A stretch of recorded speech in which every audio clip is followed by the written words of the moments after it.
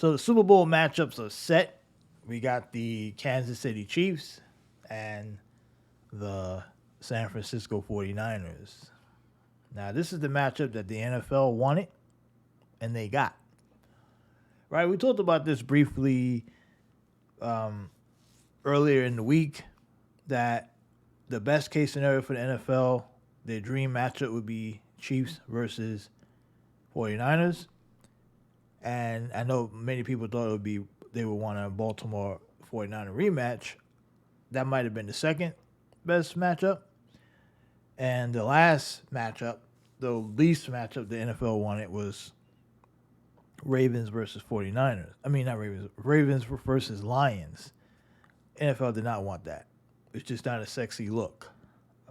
Lions and Chiefs would have been decent because of the whole Eminem versus Taylor Swift narrative that was building up as the Lions had a double-digit lead, but quickly found out that in the NFL you have to play two halves, not just one. So that completely got erased. And I think it's safe to say that we're gonna get a pretty decent Super Bowl here between two teams that are pretty.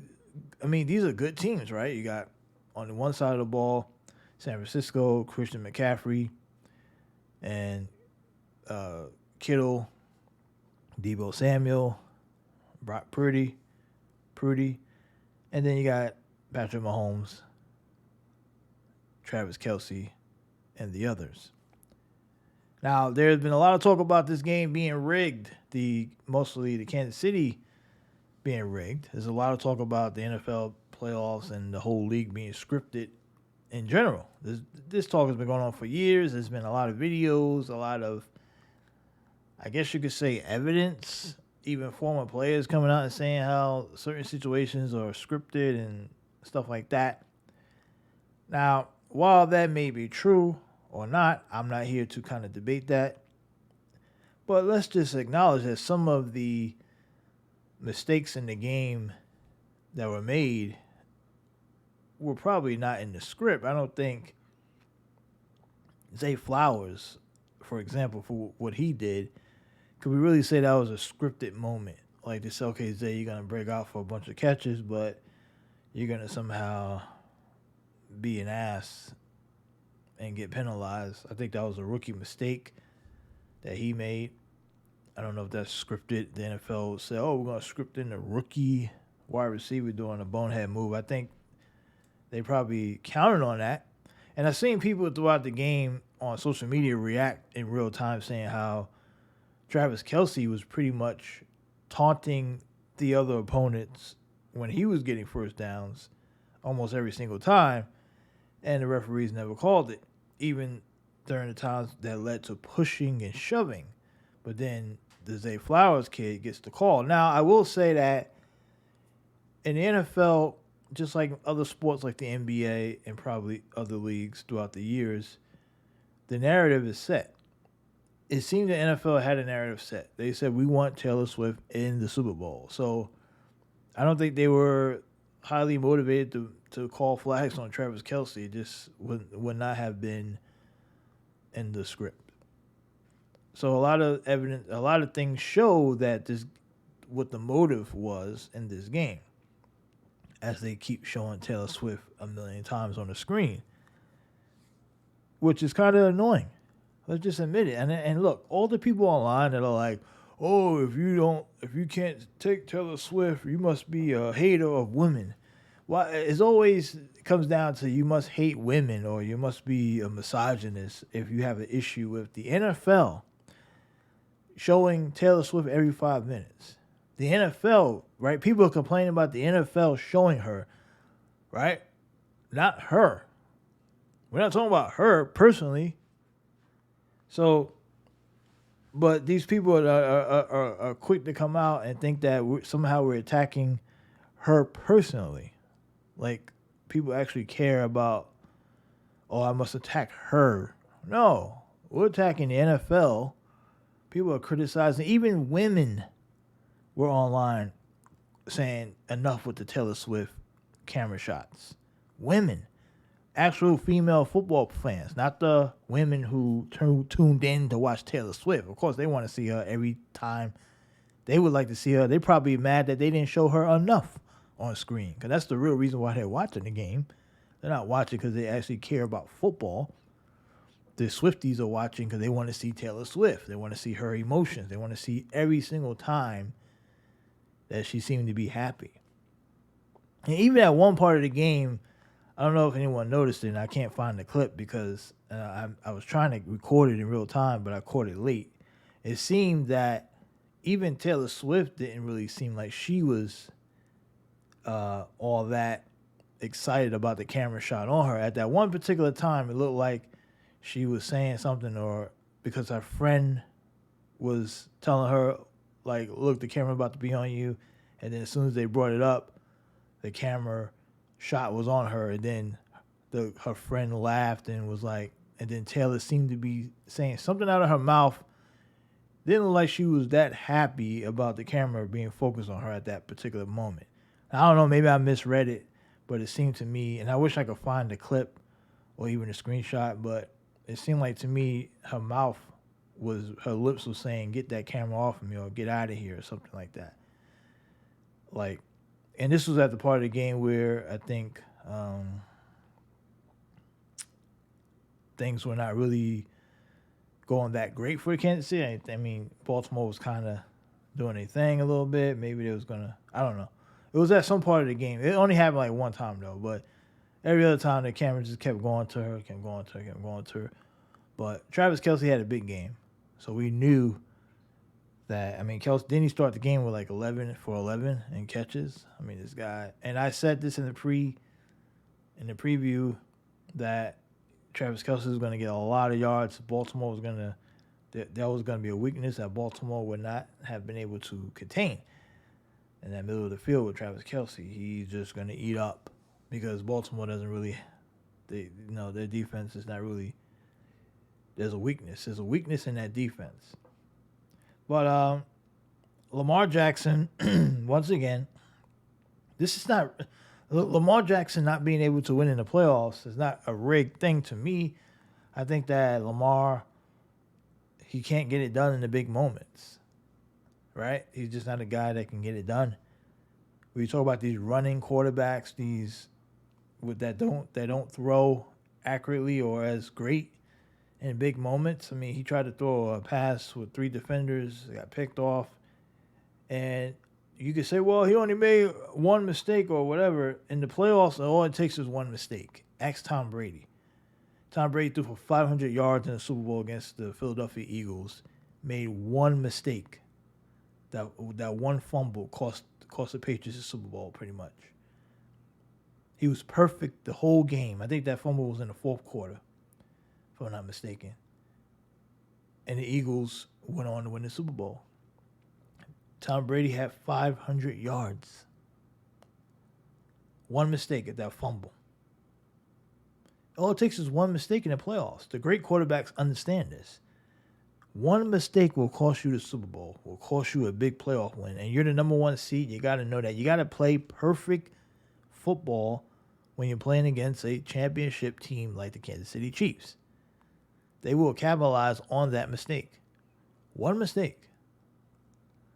Zay Flowers made a few mistakes. He fumbled at the goal line. That was another touchdown that Kansas City lost because he couldn't secure the football. So Baltimore made a lot of mistakes. Both teams were getting penalized big time, but the team who could capitalize the most off of mistakes wins the game.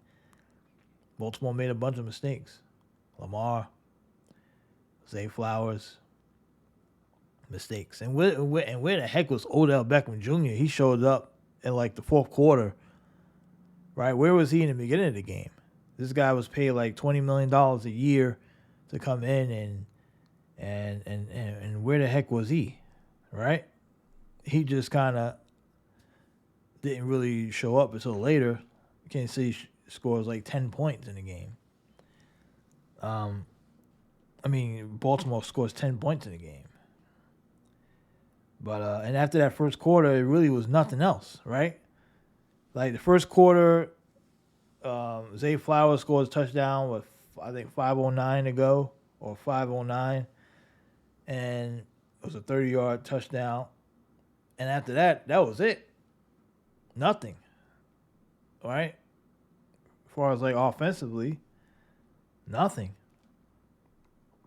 And it wasn't like Patrick Mahomes was great either. I mean, he was great early, and he fed Kelsey, but the Chiefs' offense didn't do a lot in that second half either. And Kansas City better be careful here because now we fully expect Kansas City offense to be better in the Super Bowl, but if the 49ers get going, I think they're going to put up more than 10 points. Like, you play against the 49ers, that NFC, those guys are putting up points. So, we'll see. Now, obviously, we know the whole Taylor Swift angle here. Like, will the NFL allow Kansas City to lose? I don't think they care now. They got what they want. Taylor Swift in the Super Bowl. They're going to get massive numbers, and they're going to let it – I think they're going to let it loose. They're going to say, you know what? Let it play out. And now you may actually see a even game where no team is really going to get a benefit. It's going to be hard-nosed, helmet to helmet on the field that's going to decide this game, in my opinion. Now, I could be wrong, of course, but that's the way I see it. Mahomes went 30-39 for 241, but in the process, I think most of that came in the first half. If I'm not mistaken, a lot of that came early on in the game. But he made the throws he had to. He didn't throw a pick, which is the key. You don't turn the ball over in the playoffs, you win. He sacked twice. He didn't throw a pick. He didn't fumble. Lamar Jackson fumbled. Sacked 4 times. I threw a pick. He loses. You can't make a mistake. And to try to make excuses for Lamar Jackson, say, oh, he was great all day, but he just made that one mistake. Yeah, this is the playoffs. This ain't a regular season game where you can get away with throwing 2 picks, 2 turnovers, and still win the game. It doesn't happen that way in the NFL, guys. It just doesn't happen that way. You will lose in the NFL if you turn over the ball and the other guy doesn't. That's how it goes. That's how it goes. Zay Flowers he had pretty good numbers for the most part. That one mistake, well, 2 mistakes, the dumb penalty and the fumble at the goal line, erases everything he did. 5 for 115, 1 touchdown, doesn't mean nothing because you get turnovers. When you turn the ball over and get bad penalties, you erase a lot of your good. What you did that was good. Odell Beckham Jr. showed up late, got 2 catches for 22 yards in that game. And that was it. I mean, Kansas City defense did a great job for the most part. The defense and Travis Kelce carrying the load. 11 targets, 11 catches, 116. Now, I hear all the talk about every day, even Boston radio hosts, people out there saying that Travis Kelce is the best tight end ever. Like, come on, let's slow the brakes down, guys, with this. Let's slow down. Let's slow the brakes. Okay? We got to acknowledge that this guy's playing in the most pass-friendly era in the history of the sport. Right? That's what he's doing. He's playing in an offense that's force-feeding him because they really don't have anything else. You get what I'm saying? They don't have anything else. And Travis Kelce, he's not better than Gronkowski. Gronkowski was a better blocker. He's a better overall tight end. When you talk about overall tight ends, Kelce's not the greatest of all time. He's just not. Is he up there? Yeah. He statistically is going to be up there because of stats. But you telling me if I dump Tony Gonzalez in today's game or Antonio Gates, they wouldn't be doing the same stuff? Right? Come on now. Those guys were studs. And Gates, for the most part, a little bit, and Gonzalez played in a much tougher era. You could probably find other guys that played back then that we don't talk about who played in a much more physical era would be doing a lot in today's game. So I wouldn't go out on a limb and say Kelsey's the greatest of all time. That'd be kind of messed up to say. It'd be kind of wrong to say. But anyway, let's move on to the Detroit Lions here. The Detroit Lions, and they completely blew it. And you talk about the Eminem versus they wanted Eminem. People with Detroit, they were trying to get Eminem versus Taylor Swift. They were trying to hype that up, but Detroit completely blew it. They had a double-digit lead in the game, and they completely folded. I mean, when you go up 24-7 at halftime, you come out in the third quarter. San Francisco comes out in the third quarter, scores 17 points in the third quarter, and you give up the lead. That is inexcusable, to say the least. Inexcusable. And Dan Campbell, he 2 times he left like 6 points on the table, right? That's the game right there, folks. 6 points. That's the game. Now, they'll say, oh, yeah, receivers drop passes. And, I mean, that's another thing, too. Receivers all over the league are dropping passes. That's why it's more important than ever to take the points, right? If you're saying, oh, guys drop passes, they shouldn't drop passes, that's why you take the goddamn points. Because of guys dropping passes. That would be my thing. Okay, well, these guys are dropping passes. Let's take these points. Let's take these points while we have them. Wouldn't that tell you, okay, we gotta get the points here? So Dan Campbell says, you know what? I'm going for it on 4th down. Now, to be fair, this is Dan Campbell's. This is what he does. He's been doing this all season. It's worked. It got the Lions all the way to the NFC title game.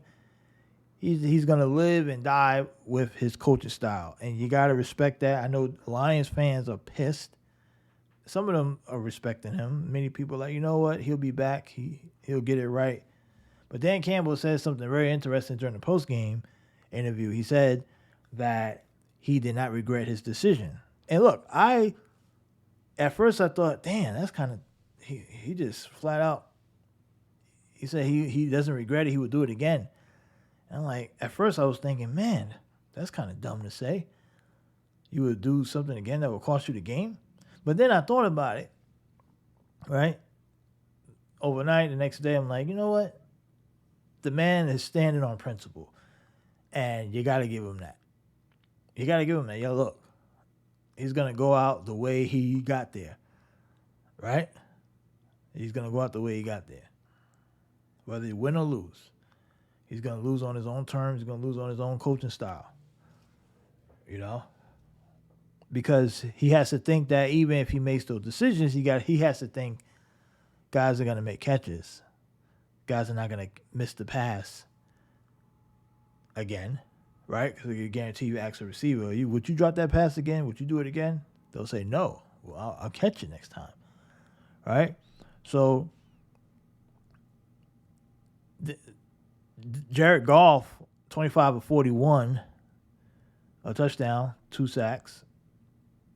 I mean, the guy didn't turn the ball over at all. No fumbles, none of that. He just got sacked twice. And his receivers, Sam Laporta. I mean, this is a young team, right? This is a very young team, and it's very hard to get back. Ask Philly. Philly last year went to the Super Bowl. Probably thought they could have won the Super Bowl, and then they lose early. So it's not easy to get back. It's not a guarantee that Detroit will be back. Right? It's not a guarantee. The NFL changes every year. Every year the NFL changes. So we'll see, can the Lions get back? We will see. But with that being said, with the Super Bowl matchup between the Kansas City Chiefs and the San Francisco 49ers, we're going to talk about that more on, I'm going to do another video. We'll do a preview. we'll probably do one in a couple of days before, because we got a couple of weeks anyway, right? I think it's like February. Was it February what? 11th or so? Yeah, February 11th. So we got time. We won't rush into that right away. But how about Brock Purdy, right? Brock Purdy coming back to beat the Lions. This guy has been unbelievable, but he has a good foundation around him. The San Francisco team, they're really good roster. I think Kansas City better be careful here. I really believe if the game is even, San Francisco could beat Kansas City. They could. I think they could beat them. Not saying they will beat them because we know the script. The NFL has a script they want to stick to. We will find out if the league is really scripted in the Super Bowl. If the Chiefs win this game, we know it's scripted. We know it. Because San Francisco should win this game. They should. They should win this game.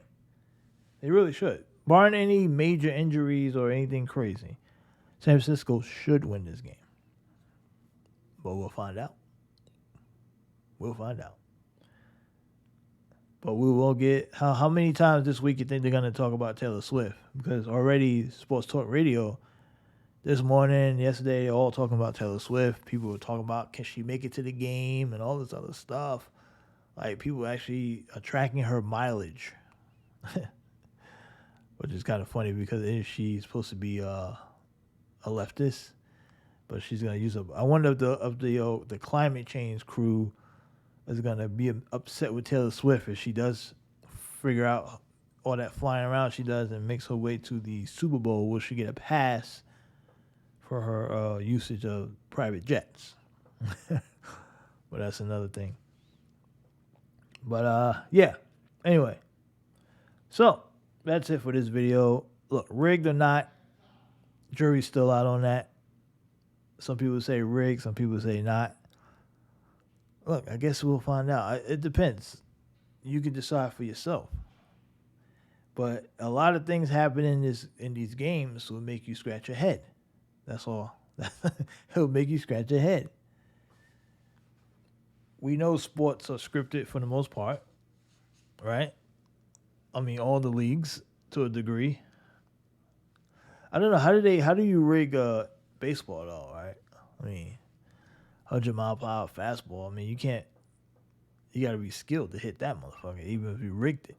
But they're gonna say, okay, on this pitch you're gonna swing and miss, but the next one you're gonna hit it. But what if you swing and miss on both, which is possible, right? I mean, it's kind of wild to to determine that. But anyway.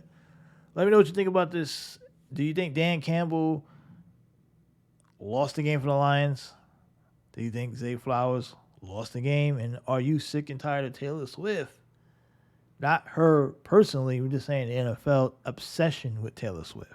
Maybe I should change it to that because we're not attacking Taylor Swift personally. I think we have to distinguish that when we are explaining that because these Swifties are like a cult. These people... they're not rational. They just think that you're attacking her. And somehow you're hating on her career. Right?